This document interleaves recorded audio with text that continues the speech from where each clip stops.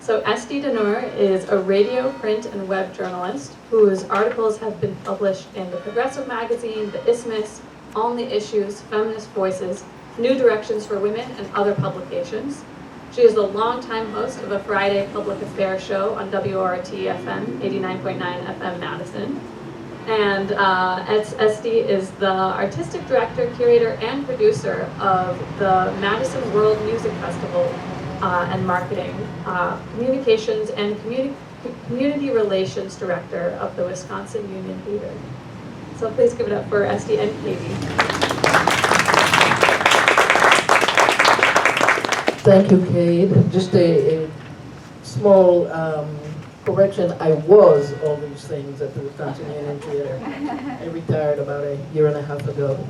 And life has been so good. Oh, I recommend retirement.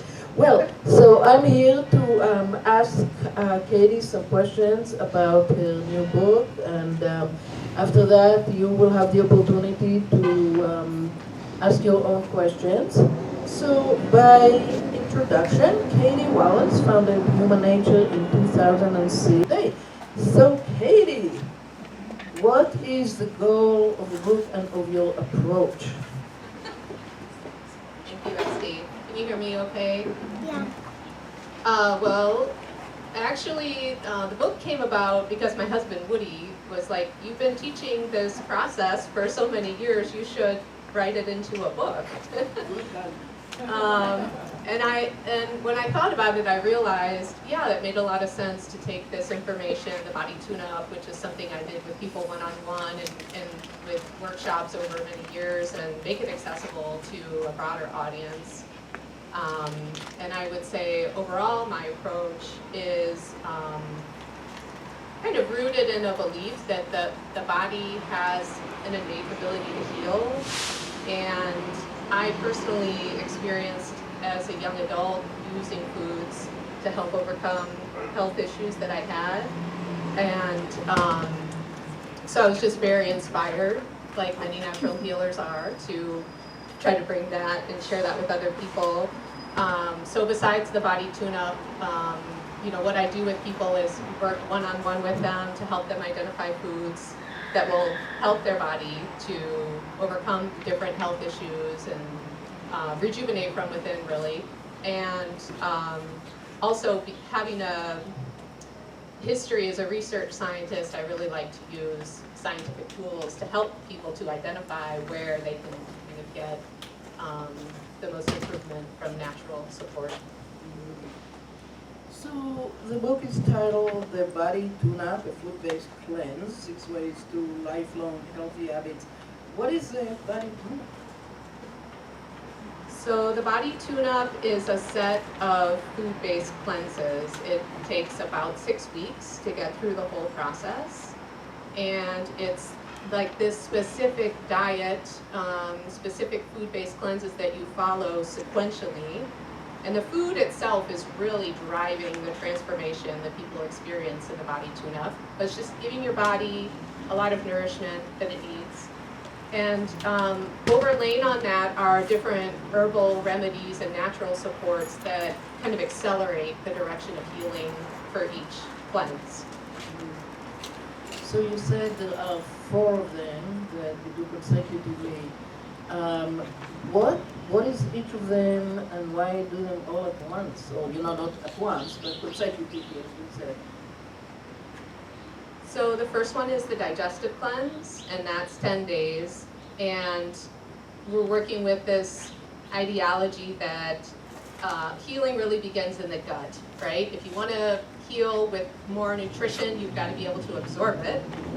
And if you want to let go of things maybe that are stagnant in the body or problems that are within the body, you need to help your body to eliminate them. So you have to start with the digestive system, so that's why that's first. So that's kind of focused on having healthy bowel movements, making sure that that system is working well, and then from there people can move on to the critter cleanse, which is 2 weeks. It can be a little longer, but a minimum of 2 weeks. It's like a parasite cleanse. So we're really focused on the gut biome, which, you know, most people now are kind of familiar with the idea of the gut biome, all the different good bacteria, but a lot of us kind of have a can have these little imbalances in our gut, and so the Critter Cleanse is kind of designed to help support movement in a positive direction with good bacteria and kind of letting go of things we don't need. And then after you've done that, you know, you really prepared the gut well to move on to the kidneys and the liver, which are the next two cleanses. So there's a very short 4-day kidney cleanse and then a 12-day liver cleanse. And those organs are really arguably doing a lot more for specific detoxification. The kidneys really help the liver. They're cleansing the blood constantly. And so you've got to do a kidney cleanse, and then you're really ready for the big liver cleanse, which is like the biggest detoxification organ in the body with a pretty far reach. So it's like you're doing all those cleanses sequentially to kind of prepare you for the liver cleanse at the end. And how did you come to the sequence and to decide how many days each of these things is and what's involved in it? What has been the process that brought you to, you know, what you're talking about in the book? Yeah, so actually it didn't originate with me. This is a process I learned from my naturopathic mentor, and she learned from other mentors. It's actually not clear to me what the specific history is, but I know at least that these types of cleanses have been around for 100 or 200 years, so they were kind of a part of the naturopathic movement for a long time. So what I've done with the cleanses, besides trying to just make them more accessible and like writing them down for an audience, is over the years I've learned some things in my practice that I think make them better than they were when I learned them. And so I've made some tweaks here and there to improve them. But the length and the sequence are actually the original idea, kind of founded in naturopathic medicine. Okay, so it was an evolutionary process. You wrote the latest online. Yeah, so if I were to do this cleanse or these cleanses, how would I feel through this process? 6 weeks sounds like a long time for me who likes to eat chocolate, you know, various things that I'm sure are not included. How would I feel through 6 weeks of that? Yeah, that's a great question, and I think it is a very individual experience, so I can give you an idea of what different people experience, but not every person is going to experience the same thing. And I have worked with a number of people and have personally done the cleanses multiple times, and so each time is kind of different too. But having said that, you know, the first cleanse, the digestive cleanse, is probably the most challenging for people because a lot of people come and do the tune-up because they want to stop eating sugar, or and they want like the camaraderie of the group workshop that I teach, or they just want the support and the guidance to do that.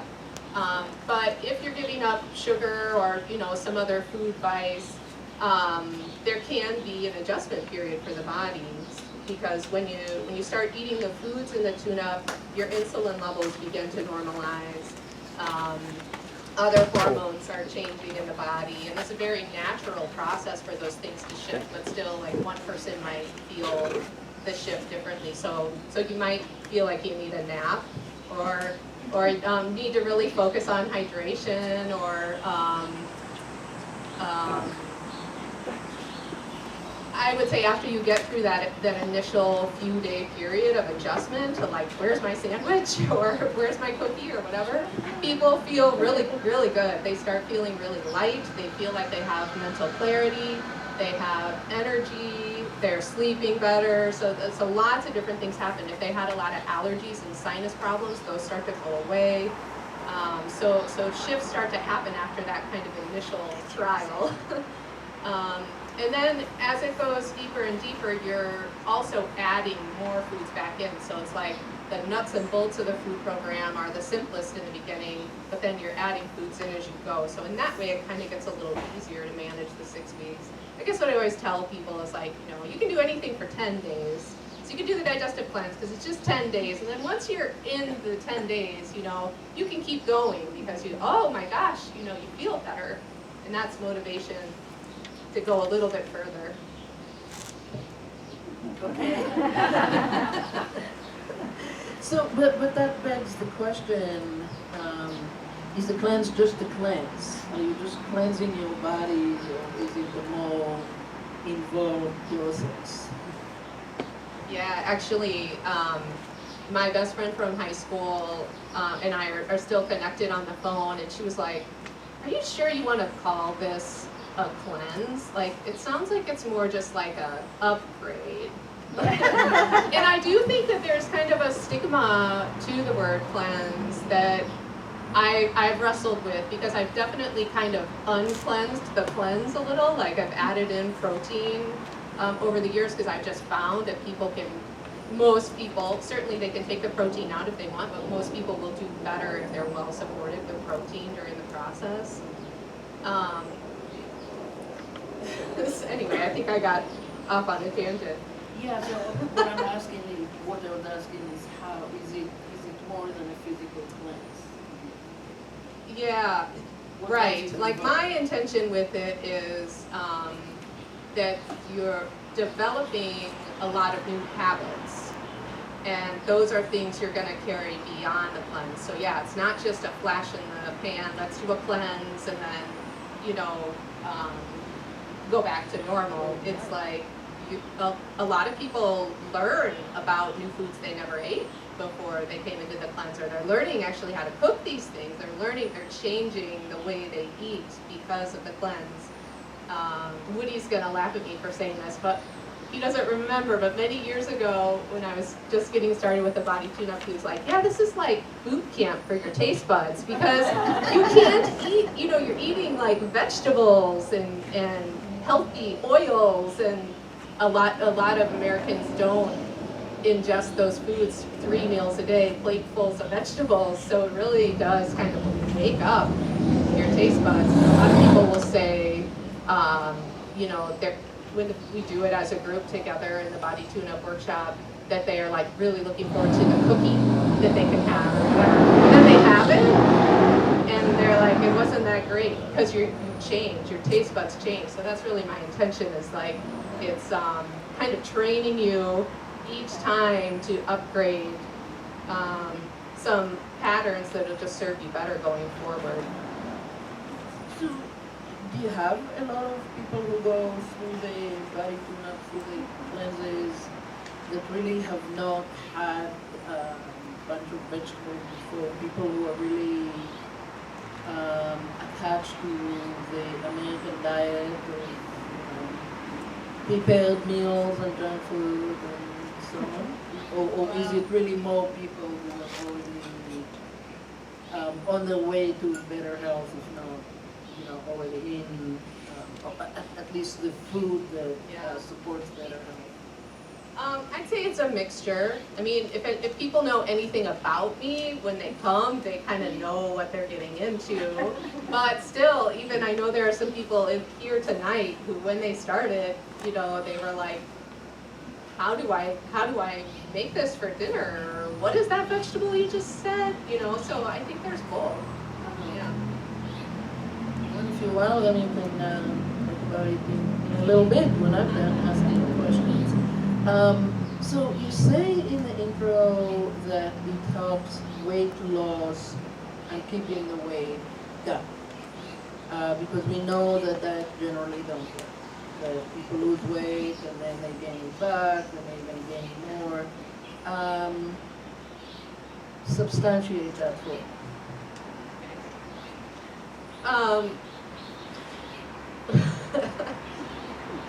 Well, so to be completely transparent, I would say not every single person that goes through the tune-up and loses weight, you know, just like goes into the future and it's perfect.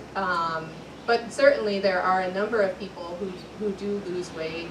I guess I've tried to stay away from a lot of the weight loss language in general in my career, just because I want to promote positivity and health as the main driving force. But it is very effective if people are weight loss resistant. It can be a very effective approach for them. Part of that is because people's blood sugar control improves so much. And the action of becoming ketogenic, even just for a little while, can also help people with that. But I think one of the things that sets it apart for healthy weight loss is the emphasis on protein, because if you want to sustain weight loss, you have to keep your metabolism healthy. And to do that, you have to have adequate muscle, and you have to feed the muscle protein. So that's kind of one of the messages I try to convey to the workshop group, is like it's important to make sure you're eating adequate protein, so that you don't just lose muscle and then slow your metabolism down, and then when you're not on the tune-up, have it come back. So it's very important kind of to establish some of these basic habits, like eating the vegetables at every meal, but also the protein and keeping that going. And I think, for everyone that has an interest in balancing their weight or a need to balance their weight, it's a lot about just establishing these habits that you do by default. Because if you have to think about eating on the tune-up all the time for the rest of your life, that's going to get old. Nobody's going to be, there's going to be so many days when you're not really motivated to eat well or whatever. So it's more like I'm just trying to establish the healthy habit so that habit can become the default. And when it's the default, then that's where it's super easy to maintain, and that's where people get the long-term benefit. And when you say protein, are we talking specifically about meat, or what is protein in this context? So there's a number of different options for protein. Fish and meat are definitely included on the cleanse. I have had a number of people come who are vegetarians who use vegetarian sources of protein as well. Collagen powder can be another good one for protein, or like chlorella or spirulina or other examples of proteins. But I do find that some sources of animal protein can be therapeutic for a lot of people, so I encourage people to do that. And again, you mentioned in the book the 3 phases of detoxification, and I wonder what these are. I had to read my notes to make sure I got them. So the first stage is called phase 1, and it's basically where if your body comes in contact with the toxin, it kind of gets it ready for the body, you could say, or the technical term is to reactivate it. So our bodies, we're doing this right now. You don't have to be on the tune-up to get this benefit. We all have these 3 stages constantly happening. So phase 1 is where your body takes the toxin. A lot of this is happening in the kidney, in the liver cells, or in the intestinal cells. But the cruciferous vegetables that we can eat, like broccoli and cabbage and things in that family, they provide some of the enzymes that we naturally use in phase 1. And phase 1 is really just the body's just like kind of getting ready. It's taking the chemical form of the toxin and it's changing it a little bit so that it can use it in the next couple phases.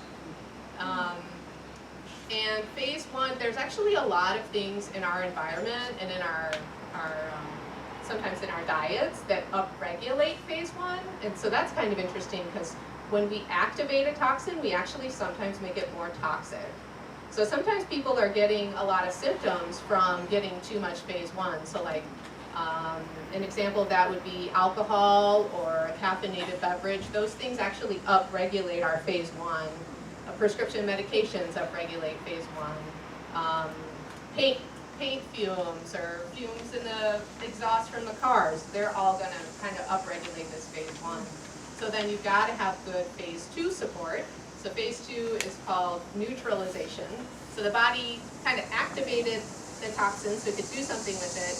And in phase 2, it's going to make it water soluble so it can get rid of it. So we use sulfur-rich foods for that. So onions and garlic and eggs, and again, the cruciferous vegetables. And we use amino acids from protein. and we use something called glutathione. And a lot of us experience stress, and that depletes our phase 2. So that's why we're getting more symptoms from the phase 1-3. From the phase 1. Some of us sometimes, like you're getting a headache from paint fumes, or you feel like you're reacting to alcohol more than you remember reacting, or something like that. So then after phase 2, we're on to the last phase, which is elimination. So that's where we move it out of the body, usually in a bowel movement or through urine or sweating, but that's the last phase. And so it's very important to have regular bowel movements and have digestive health to move these things out. And making sure there's adequate magnesium is really critical, among other things, for that phase 3. So I'm curious then, what are the limitations, right, of the body tune-up of cleanses? I, for example, spent my first 8 years in an agricultural community surrounded by fields and orchards that were regularly sprayed by, I believe, DDT. We don't know, but that's what they sprayed at the time. And it was one of the fun things of us kids to do is to run after the airplane and go into the clouds of DDT, which is horrifying to think about now, right? It also explains some of my issues, but to what degree something like that can be actually corrected? I'm assuming not really totally eliminated, but corrected, made better through a process like the cleanses. Yeah, well, I mean, that's absolutely right. Like, that's the type of situation that the tune-up is used for. I mean, it's used for a lot of situations. Because a lot of the people I work with have some kind of chronic inflammation, state of chronic inflammation, and kind of need these tools. So when you were a kid and you were running after these airplanes, your body had some level of the antioxidants I was just talking about, like the glutathione, to help it with breaking down the toxins you were exposed to and getting rid of them. Once you deplete that, though, the stress of being continually exposed would probably encourage your body to store the toxin. And we all store toxins in our fat cells. And so when you do something like the tune-up and you burn fat, or you go into a fat burn phase, you release those toxins into your bloodstream again. So if you're supported by the herbs and the foods that we talk about in something like the body tune-up, it will help you to excrete them rather than to just recirculate them and reabsorb them. So incrementally over time, sometimes people will repeat the process of the tune-up in order to do that. There's also other natural ways to just promote the innate detoxification in the body and lower the level of toxins internally. So yeah, it's definitely possible. Yeah. Well, that's good news. So before I ask you my last question, which is what do you have scheduled in the future, and when is the new body tune-up? What have I not asked you that you would like to still talk about? I'm going to ask you everything. Uh-oh. It's possible. Let's see, well, I think we talked about my intention with the body tune-up is to just promote a general upgrade in people's lives, and establishing relationships with these foods that help them to continue with them. I feel like there was something else I was expecting you to ask me, but I can't remember now because I'm so excited.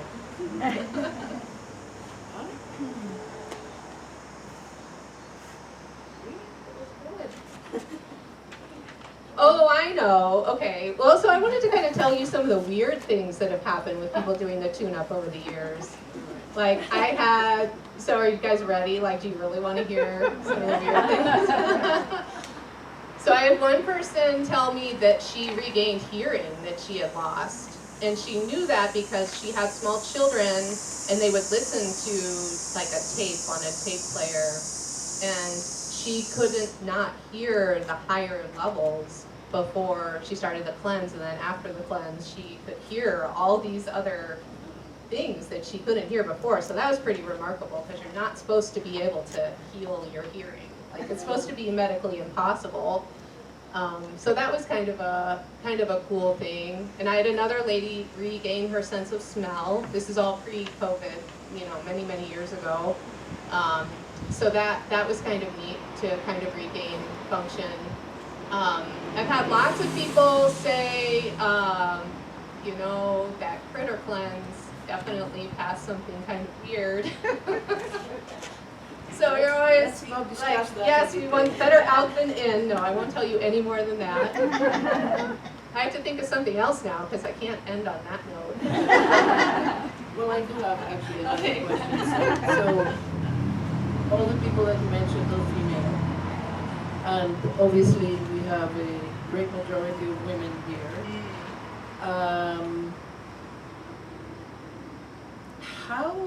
How do we encourage men to take better care of themselves and to be more responsible for getting better?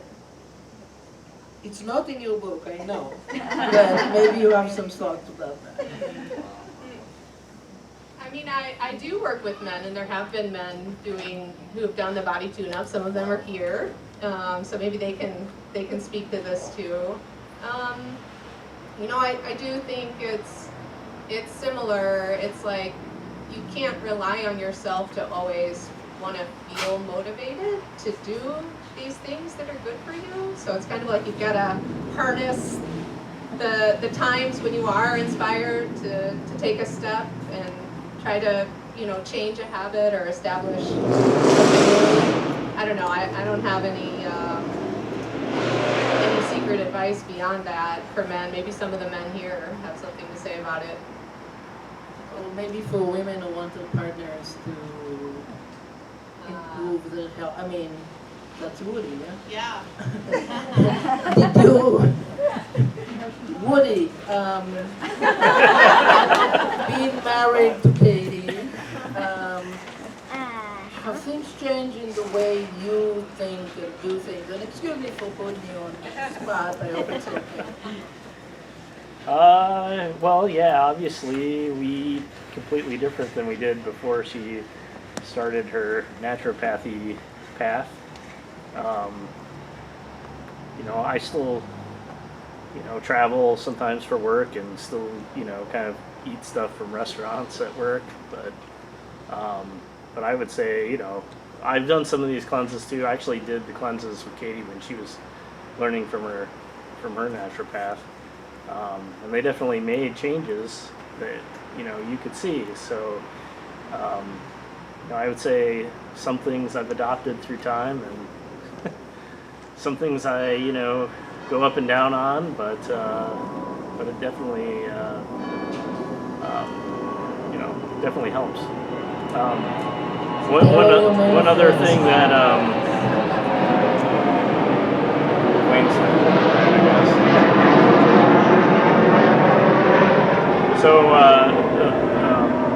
So I worked with a guy who was the CEO of a nutraceutical company, and he claimed that the way to market to men, health products to men was to make them more convenient for them.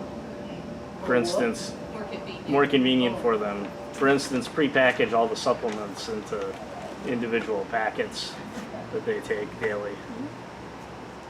No waste. Okay. Well, it's a trade-off, I guess. Yeah. Okay, well, Katy, thank you, Woody. What's coming up? Well, you all may have seen some of the flyers I had on your chairs. I'll be doing the body tune-up workshop annually, so it's something I've been teaching for 15 years, and I'll be doing it again this fall. And it's a great opportunity because if you can do it in a group, you just have all the energy and the motivation of the group, and that that people just really enjoy that. And I enjoy it too, actually. Having done this now for 15 years, I do a lot of other things too in my practice with people.